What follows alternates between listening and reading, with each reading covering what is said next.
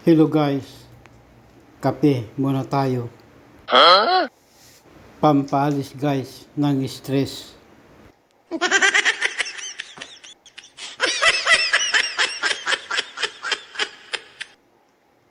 Alam nyo guys, pag nainom ako ng kape, nawala po ang aking stress at lumalakas ang aking pakiramdam.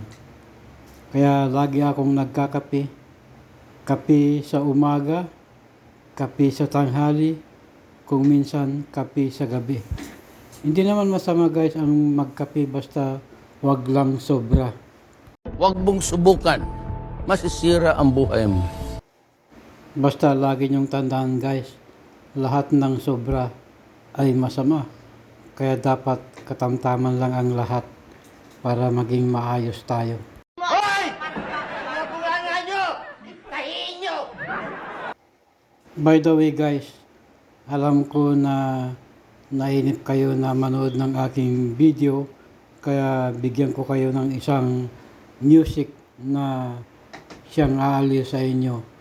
Pakinggan nyo po ito guys.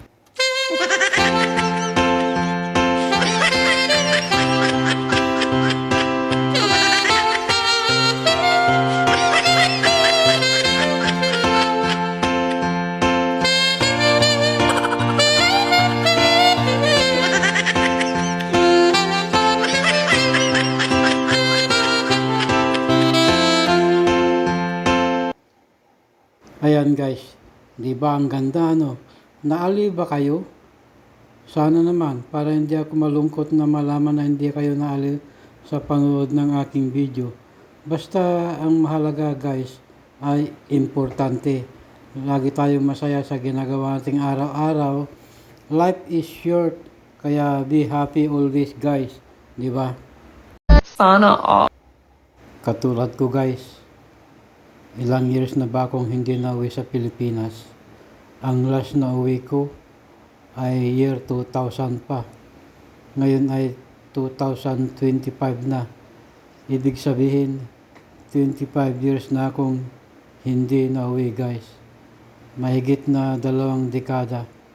Kaya nagdurugo ang puso ko kung naalala ko ang aking pamilya na hindi ko nakikita sa mahigit na 2 dekada. Grabe ano, di ba? Imagine, 2.5 na years, na dekada na hindi ako nakauwi ng Pilipinas. Pero ganun pa man, guys, laban lang.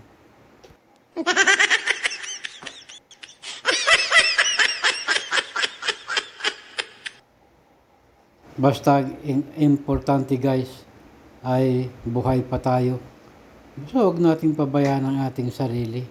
Alagayan natin ito dahil ito ang ating best capital para mabuhay tayo sa mundo. Huwag tayong magkasakit. Kasi pag tayo magkasakit, napakahirap guys. Lalo na ako, nag-iisa lang ako dito sa baras ko. Walang mag-aasikaso sa akin. Kaya ingat na ingat ako sa sarili ko guys.